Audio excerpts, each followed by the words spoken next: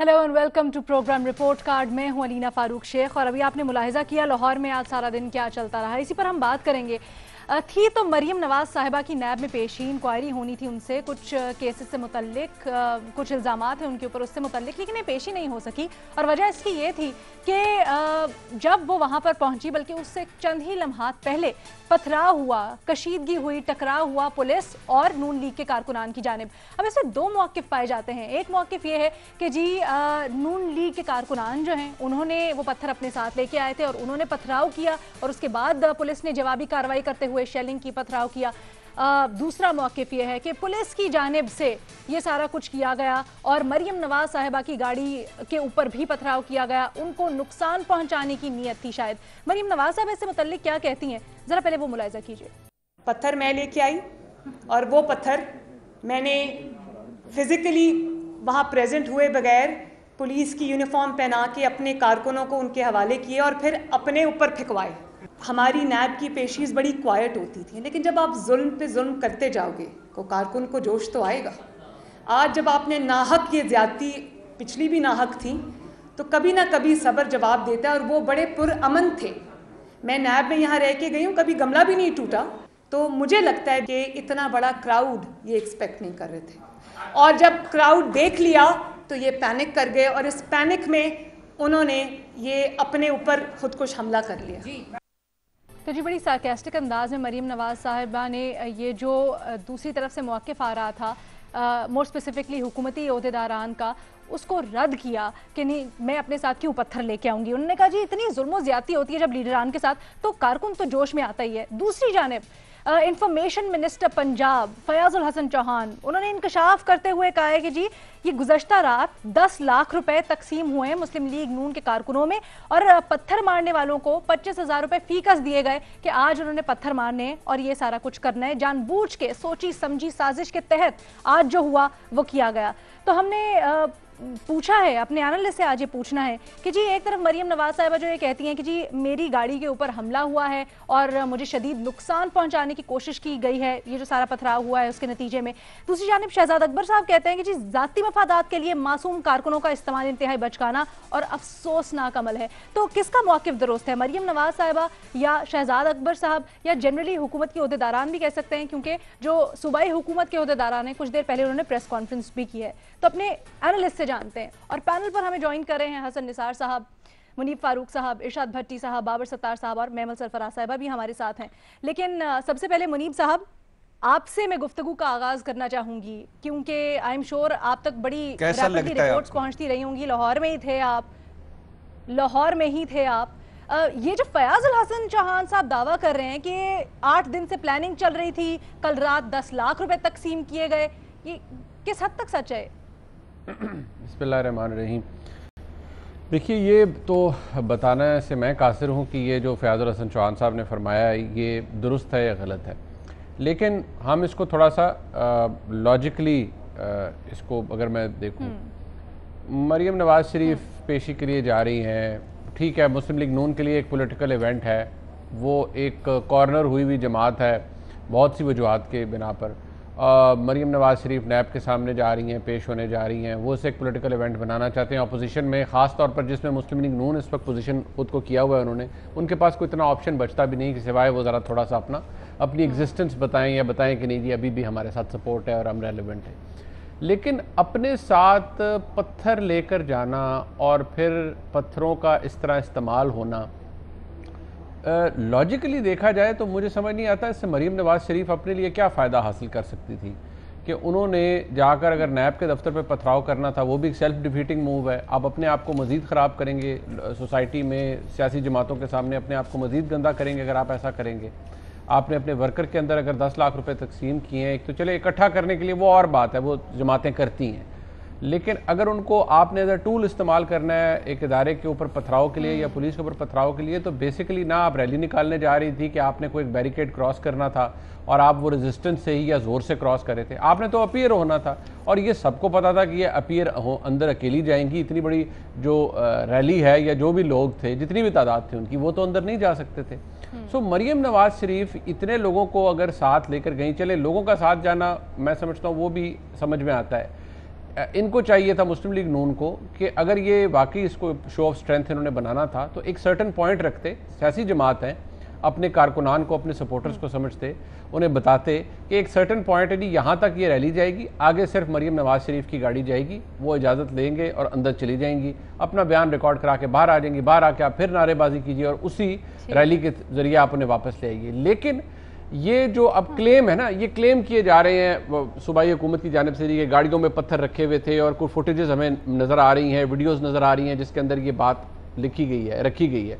अब अगर वाकई मुस्लिम लीग नून ने ये प्लान किया है और ये सब कुछ किया है, तो मैं समझता हूँ आज की तारीख में इससे ज़्यादा भोंडी हिमाकत या घटिया प्लानिंग नहीं हो सकती।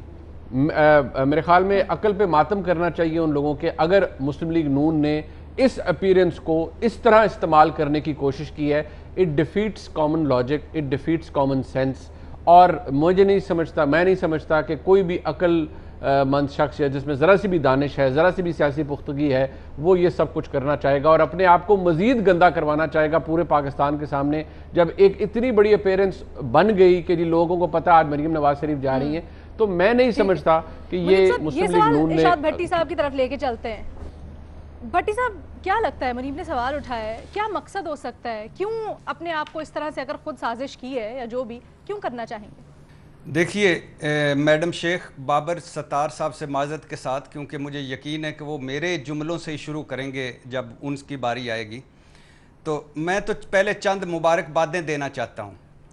पहली मुबारकबाद है जी, शुक्र अल्हम्दुलिल्लाह, आज पता चला है वोट को इज़्ज़त दो ज़िंदा है।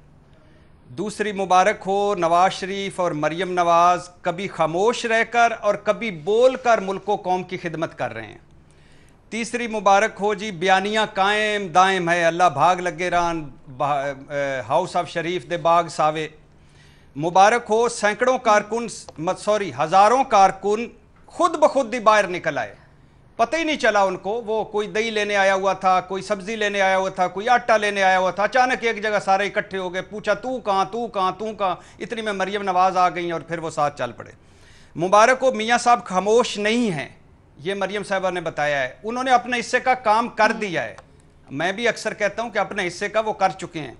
अच्छा, मुबारक हो प्रेस कॉन्फ्रेंस में शहबाज शरीफ मौजूद नहीं थे। वाह मेरे महबूब सियासतदान, तेरी सियासत को सलाम, को भी मुनाफिकत नहीं की मेरे महबूब सियासतदान। मुबारक हो नवाज शरीफ और मरीम नवाज चुप रहकर हुकूमत को वक़्त दे रहे थे कि तुम डिलीवर कर लो। मुबारक हो नैब में पेश ना होना कानून की पर अमल दरामद है। मुबारक हो आज फिर जमहूरियत जीती, काले कानूनों वाला नैब हारा। मुबारक हो आज हक का बोलबाला हुआ, बातिल हार गया। मुबारक हो सुप्रीम कोर्ट पर हमला हो, जजेस के नाम ले लेकर धमकियां हो, नैब पर चढ़ाइयां हो, जज अरशद मलिक की एक वीडियो की बुनियाद पर वीडियोस बनाना हो, जज अरशद मलिक की मुलाकातें हो हुसैन नवाज से, हसन नवाज के दरबार, उस शहबाज नवाज शरीफ साहब के दरबार में जज अरशद मलिक का हाजिर होना हो, जस्टिस कयूम हो, हर जगह नवाज शरीफ साहब का बयानिया जीता है। मुबारक हो जिस निज़ाम ने नवाज शरीफ मरीम नवाज को अनोखे रिलीफ, अनोखी सहूलतें दी, मरीम नवाज साहबा ने उस निज़ाम को एक्सपोज कर दिया। अच्छा, अब जो शदीद नुकसान पहुंचाने वाली बात है मैडम शेख, या बुलाने वाली बात है, ये केस क्या था, ये जालसाजी देखें। इस मुल्क का हाउस ऑफ शरीफ के लिए कभी किसी जमहूरियत में हुआ है कि हाउस ऑफ शरीफ के लिए कानून बदले, LDA का मास्टर प्लान चेंज हो और रिहायशी ज़मीन ज़री ज़मीन हो जाए? ये औने पौने दामों पर 3568 कनाल जमीन खरीदें, जिसमें से 200 नहीं सुन ले मैडम शेख, सुन लेना मैडम शेख, वो उसी पे आ रहा हूँ मैडम शेख, उसी पे आ रहा हूँ। क्यों इतना जल्दी कर रहे हैं मैडम शेख? आज मेरी दुख कायद बाहर निकली है, मुझे खुशियां मना लेने दें। अच्छा, 242 एकड़ शमीम अख्तर साहबा ने खरीदी, 180 एकड़ मरीम नवाज साहबा ने खरीदी, 12 एकड़ शहबाज शरीफ ने, 12 एकड़ नवाज शरीफ ने। अच्छा, अब लेकिन अल्हम्दुलिल्लाह आखिरी बात, फिर मैं केस पे एक दो जुमले कहूंगा। आखिरी बात, अल अजीजिया हो या एवन फील्ड हो, फ्लैगशिप हो, कतरी खत हो, कैलबरी फाउंट हो, ट्रस्ट डील हो, जायदादों वाला झूठ हो, जनाबे स्पीकर हो, 3 तकरीरें हो, सुप्रीम कोर्ट में जाली पान हो, हर जगह नवाज शरीफ मरीम नवाज, सच्चे सब झूठे। अच्छा, आप मुबारक हो। ये तो मैं कह चुका हूं कि ये निज़ाम अब हम गरीबों को छित्तर मारने जोगा है, बड़ों का के आगे ये निज़ाम भीगी बिल्ली बन जाता है। भट्टी साहब, आपके सवाल का ताल्लुक है दो जुमले जाके भी मैंने सवाल करने हैं, आप पहले दो जुमले। आज के जहां तक वाकये का ताल्लुक है, बाकायदा मनसूबाबंदी से गाड़ियों में पत्थर आए, शापरों में पत्थर आए, अच्छा। थैलों में पत्थर आए, बाकायदा मनसूबाबंदी से कारकुनों को बुलाया गया और सब कुछ मनसूबाबंदी से हुआ। और फिर उसके जवाब में भी उन्होंने जो पुलिस ने पथराव किया वो भी हुआ, जो उन्होंने आंसू गैस फेंकी या पानी फेंका वो भी हुआ। ये कारकुन नवाज शरीफ की 150 पेशियां हुई, मरियम नवाज की 60 पेशियां हुई, शहबाज शरीफ की पेशियां हुई। कभी ऐसा हुआ है? नहीं हुआ। गिरफ्तारियों के वक्त नवाज शरीफ और मरियम गिरफ्तार हुए, कभी ऐसा हुआ है? नहीं हुआ। लाहौर और पंजाब के किले में मरियम नवाज और नवाज शरीफ जेल में थे, लाहौर में जेल में थे, कभी एक भी गाड़ी रुकी, ट्रैफिक रुकी? नहीं हुआ। आज क्यों हुआ है? आज बुलाया गया था, आज लाया गया था। तो इसलिए ये सारा कुछ मनसूबाबंदी से हुआ। तो आपको लग रहा है आगे से भी जवाबी हमला हुआ, वो सही है। लिहाजा फयाज साहब तो अल्हम्दुलिल्लाह वो तो 10 लाख की भी बात कर रहे हैं, मुझे तो उसका नहीं पता, लेकिन ये है कि ये बाकायदा मनसूबाबंदी से हुआ। 10 लाख का आपको नहीं पता, लेकिन मनसूबाबंदी से हुआ, उसमें लेके आए। ठीक है, हाँ बिल्कुल ठीक है जी। महमल ठीक है जी, महमल आपसे पूछना चाहती हूँ, जैसे भट्टी साहब भी कह रहे हैं कि जी उनको भी लगता है ये मनसूबाबंदी से हुआ, फयाजुल हसन चौहान साहब भी यही कहते हैं कि हमें तो मालूम था कल रात से, तो फिर कुछ किया क्यों नहीं हुकूमत ने, अगर उनको मालूम था कल रात से? तो देखिए अलीना, इसमें 2-3 चीज़ें हैं। पहली चीज़ तो ये है कि लाहौर के अंदर कोई वो रोक टोक तो रैलीज या उसके ऊपर है नहीं, या लोगों की जो हमें सेक्शन 144 होता है बाबर, if I am not wrong, कि जो लोगों को इकट्ठा, मतलब कितने लोगों से ज्यादा नहीं हो सकते जो लोग इकट्ठे, अच्छा वो भी नहीं लगी हुई। पहली चीज तो वो, तो इससे ये कोई एक इलीगल चीज तो नून लीग के कारकुनान ने भी नहीं की कि वो एक जगह इकट्ठे हो गए, उनकी मरियम साहबा की पेशी थी तो वो लोग उधर आ गए। अच्छा, अब दूसरी चीज इसके अंदर अलीना ये है कि जो वहां पर लोग थे जाए वकुआ के ऊपर, और ये खाली नून लीग नहीं, आप उधर की मीडिया वाले भी ये कहते हैं कि जब शुरू में, एक तो खैर बैरिकेड थे, एक जगह से शायद ज्यादा आगे जाने भी नहीं दे रहे थे, लेकिन दूसरा ये कि जब वो आगे जाने की थोड़ी सी कोशिश भी हुई तो वो एक फ्लूइड कोई उन्होंने कहते हैं कि उन्होंने छोड़ दिया, जो शायद कुछ लोग कह रहे हैं कि शायद पेपर स्प्रे था या क्या था, मुझे नहीं पता, जाहिर पता है मैं उधर नहीं थी इसलिए मुझे नहीं पता कि वो क्या चीज थी, लेकिन वो लोगों की आंखों में जब लगा है तो उनको काफी तकलीफ भी हुई है। अच्छा, वो भी चले, हो गया, हो जाता है, ये कर ही लेते हैं यहाँ पर इस तरह से राइट कंट्रोल या जो भी चीज होती है।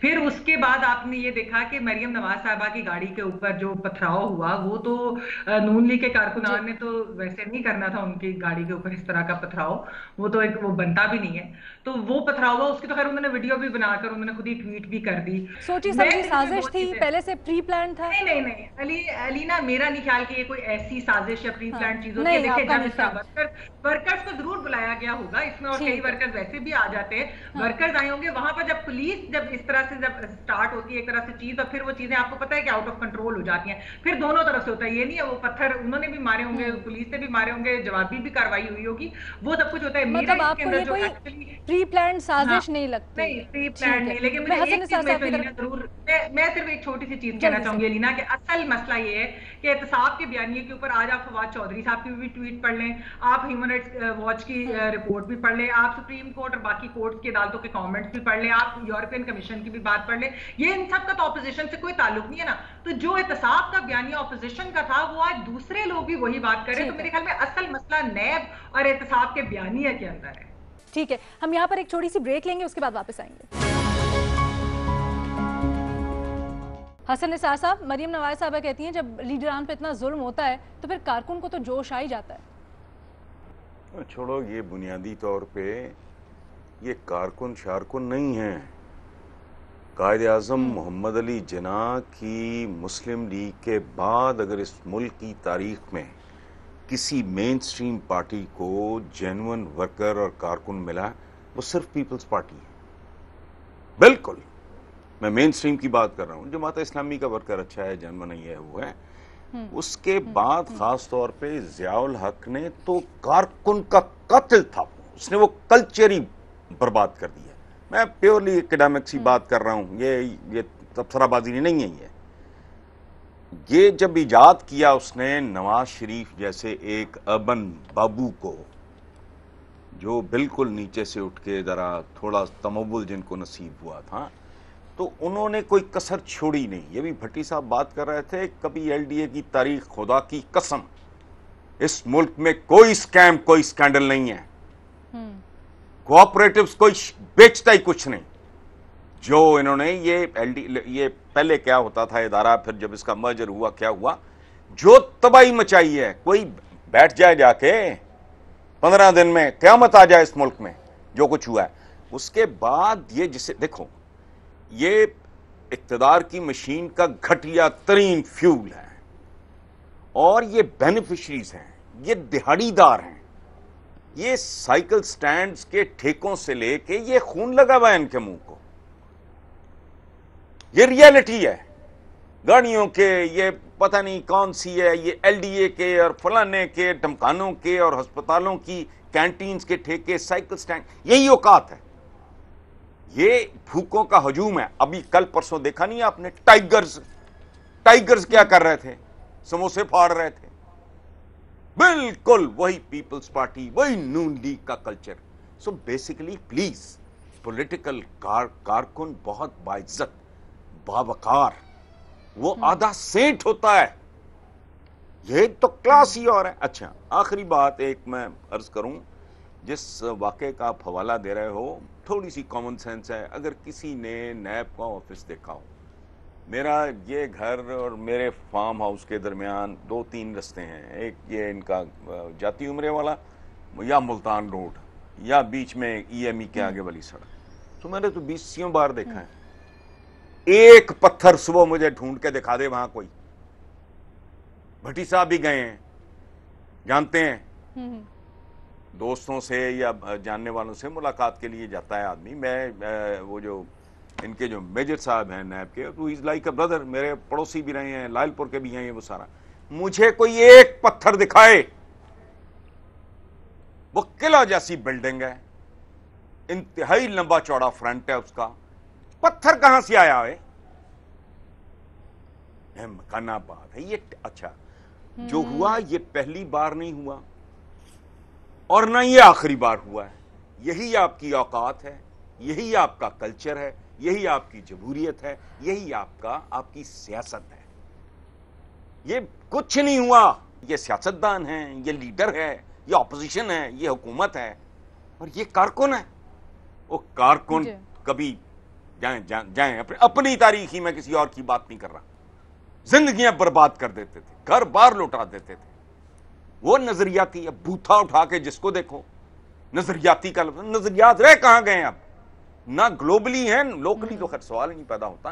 तो ये कारकुन शारकुन ये वो, और फिर ये जो लीडर आ गई तो लीडर आ गया तो फलाना हो गया, छोड़ें, सब रबिश। एक पत्थर ढूंढ के दिखाए मुझे नैब के पूरे फ्रंट पे। पत्थर दूर की बात है, रोड़ा नहीं है, इट्स लाइक अ पैलेस, जाके देखो उसका फ्रंट साफ सुथरा, इतने बंदे मुलाजमीन, उधर किसकी जरूरत है? पत्थर पड़े आ गए इतने वहां से, और बुलेट प्रूफ गाड़ी, वो इसके लिए खोपड़ी चाहिए? जाहिर है वो बुलेट प्रूफ गाड़ी में नहीं जाएगी राजकुमारी, तो भट्टी साहब जाएंगे। वही तो मैं तो कॉमन सेंस की बात है। ये लीडरान, ये रहनुमा, ये बुलेट प्रूफ के अलावा ट्रेवल करते हैं? खुदा का खौफ करें। ठीक है जी। हसन निसार साहब, हम तो वही पूछना चाहते हैं जो आवाम पूछना चाहती है, बड़ी तजब्जुब का शिकार है। बाबर सत्तार साहब, हसन निसार साहब तो कहते हैं लॉजिकली समझ ही नहीं आ रही उनको ये बात। सब पता है। ठीक है, बाबर सत्तार साहब, आप किसके पलड़े में चलो एक पत्थर ढूंढ के दिखा दो। नहीं, अब तो आ गए होंगे ना हसन साहब, अब तो आज इतनी बरसात हुई है पत्थरों की, तो कहीं ना कहीं साइड पे पड़े ही होंगे। बहरहाल बाबर सत्तार साहब, आपको क्या लगता है, फयाजुल हसन चौहान साहब, इंफॉर्मेशन मिनिस्टर पंजाब, जब एक दावा करते हैं, बड़ी वेटेज होती है उनकी स्टेटमेंट में, दूसरी तरफ मरियम नवाज साहिबा जब इतना बड़ा दावा कर रही हैं कि जी हम नहीं लाए, मुझ पे तो हमला हुआ है, क्या लगता है आपको? मैं तो हसन साहब से एग्री करता हूँ जी। अवाम सब जानते हैं, अवाम ये जो फिल्म चल रही है ये देख रहे हैं ना काफी अरसे से। एक सेकंड के लिए छोड़ देते हैं कि पत्थर कौन लाया है। हो सकता है चौहान साहब की, मैं तो किसी बात को सीरियसली नहीं लेता, हो सकता है इस दफा सच ही बोल रहे हो, ये पत्थर लेके भी गए हो, प्रोटेस्टर्स हैं, ठीक है। थोड़ा सा पीछे चलाते हैं फिल्म को। ये जो हुकूमत है, ये जब इस्लामाबाद में धरना कर रही थी और आके इन्होंने कब्जा किया हुआ था इस्लामाबाद पे, तो क्या ये रसगुल्ले बांटने के लिए आते थे वहां पे?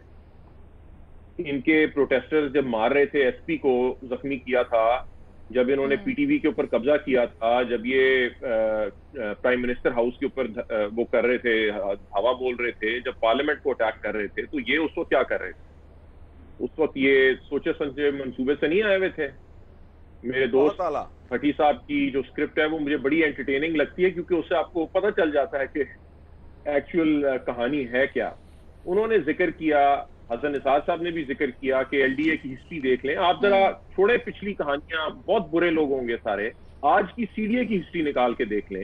ये तो कल पिछले साल की बात है ना कि सुप्रीम कोर्ट ने ये कहा कि भाई मास्टर प्लान में ये बनीगाला का घर कैसे बन गया, किसने अप्रूव किया इसे, और इसे रेगुलराइज करें, और वो रेगुलराइजेशन अभी होनी है। ये जो हमारी कैबिनेट है प्राइम मिनिस्टर इमरान खान की, उसे इस्लामाबाद का मास्टर प्लान तब्दील करना पड़ेगा, और वो करेगी तब्दील ताकि खान साहब का बनी वाला गाला वाला घर जो है वो रेगुलराइज हो जाए। तो अगर हमने बयान करना है पीपीपी में पीएमएलएन को, मैं बिल्कुल शामिल हो जाता हूं इसके साथ, खाली साथ पीटीआई को भी शामिल कर लें कि जो हुक्मरान है उनका एक ही तर्ज अमल है, कोई फर्क नहीं है। फिर अब बात कर लेते हैं, और ये भी कमाल डिबेट है। वैसे तो हम सारा दिन बैठे रहते हैं और हम बात करते हैं जी फलस्तीन में देखो, एक साइड पत्थर मार रही होती है, दूसरी साइड जो है वो बंदूकें इस्तेमाल कर रही होती है। यहाँ पे हम मुआवजा क्या कर रहे हैं? हम सिटीजन प्रोटेस्टर्स जो पॉलिटिकल पार्टी के साथ अफिलिएटेड हैं उनका मुआवजा कर रहे हैं रियासत के साथ।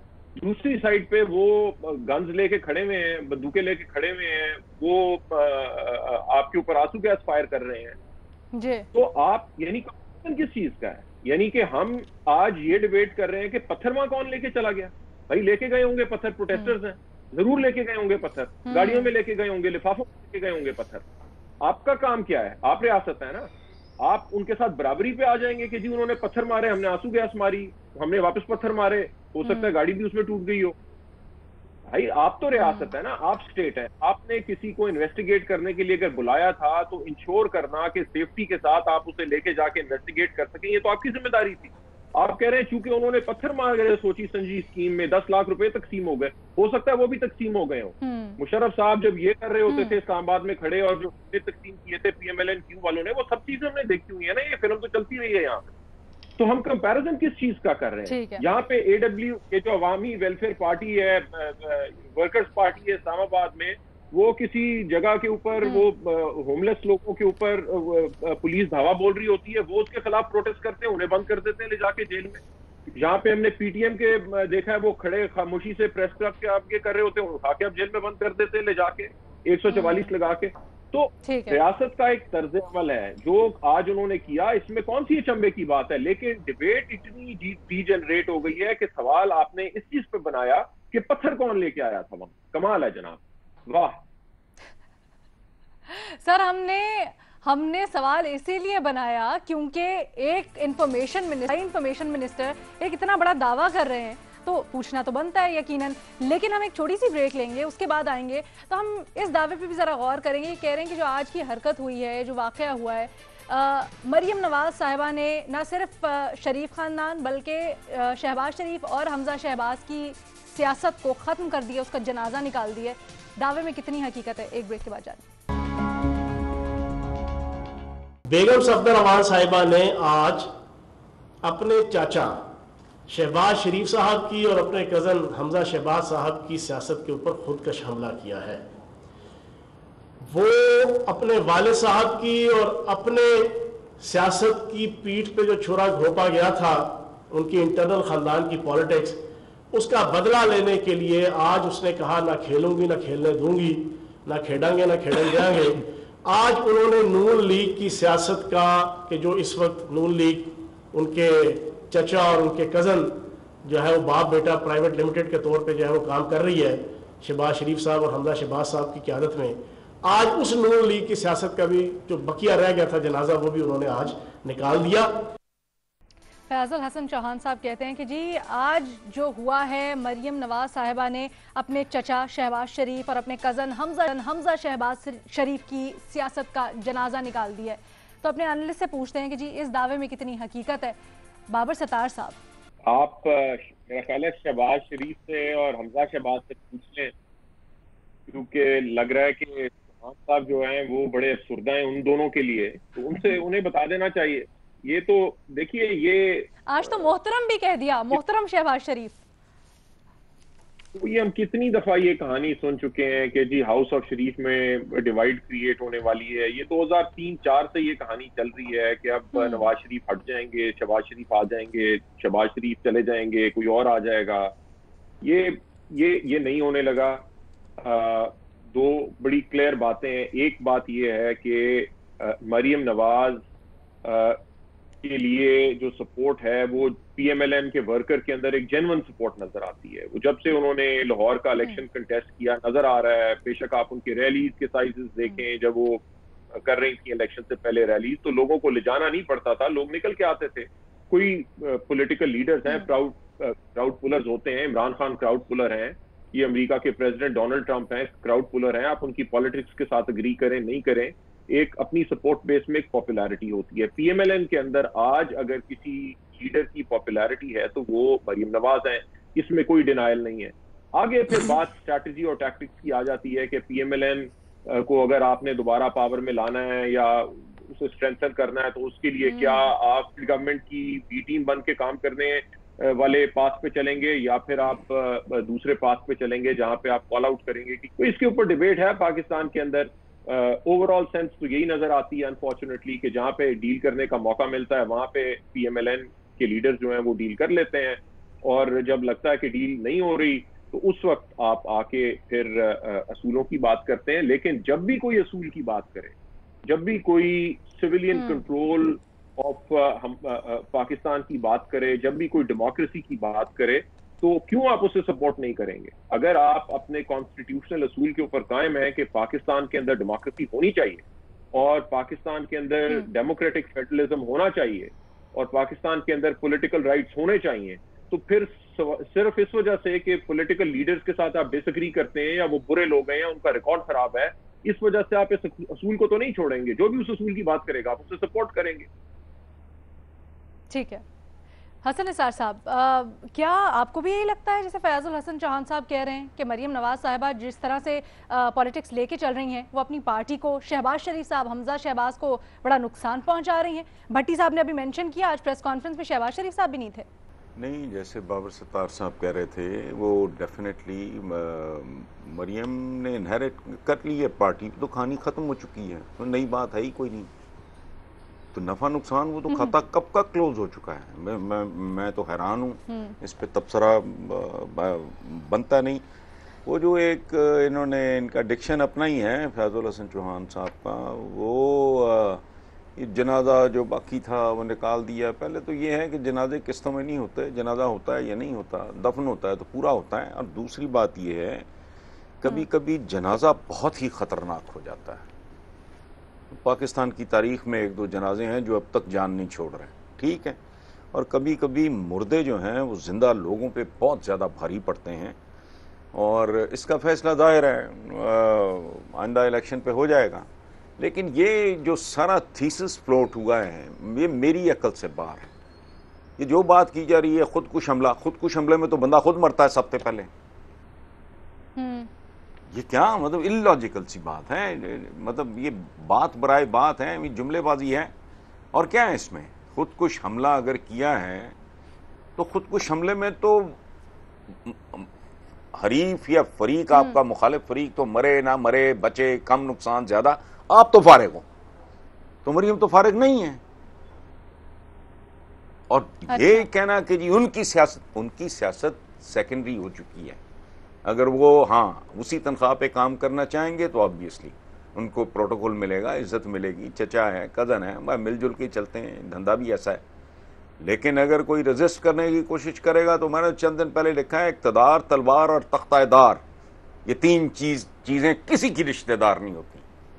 सो फाइनली मेरा ख्याल है कि उनके दरमियान कोई ना कोई वो निकल आएगा, वो अपना वो एक ख़ास पोजीशन जो उनकी रही है पहले भी, को नई बात है, नवाज शरीफ लीड करता था पहले, अब बेटी करेगी। पहले भी इनका रोल सानवी था, अब भी सानवी होगा। तो मुझे सारा स्टेटमेंट जो है वो मुझे जी, मैं चूंकि सीनियर तजिया निगार नहीं हुआ, बेसिकली ये राइटर, तो मुझे वो अजीब सा लगा, बेतुका लगा। मतलब आपके लिए कुछ एडअप ही नहीं कर रहा है। इरशाद भट्टी साहब, मरियम नवाज साहबा कहती हैं जी मुझे तो यहाँ पे यरगमाल बना के रखा गया। जब उनसे पूछा गया कि जी आपकी खामोशी, ठीक है, जब उनसे पूछा गया कि जी आपकी खामोशी की वजह क्या है, तो कहती है मैं यहाँ पर यरगमाल बना के मुझे रखा गया, मैं यहाँ पे बोलती इसलिए नहीं थी, मुझे डर था कि कहीं वहाँ पर मियाँ साहब को कोई नुकसान ना पहुँचाएंगे।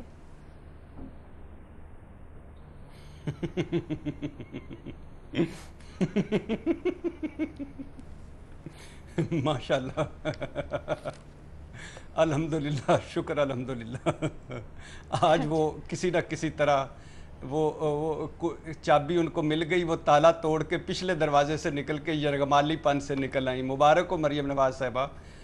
और आपके सामने आपका बाप है, पार्टी नहीं है, कारकुन नहीं है, ये सिविलियन बालादस्ती नहीं है, वोट को इज्जत दो नहीं है, इनकलाब मजामत नहीं है, बाप है, तो ठीक है, आपका क्लियर माइंड है।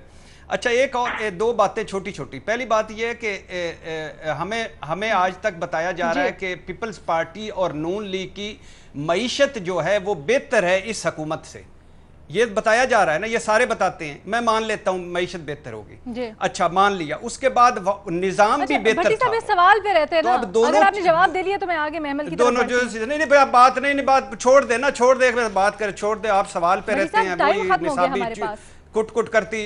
और अच्छा, मैं कहने का मकसद ये है कि अगर निजाम भी बेहतर था, मईशत भी बेहतर थी, तो उस वक्त भी नैब मौजूद था, फिर उस वक्त क्यों खतरा पैदा नहीं हुआ?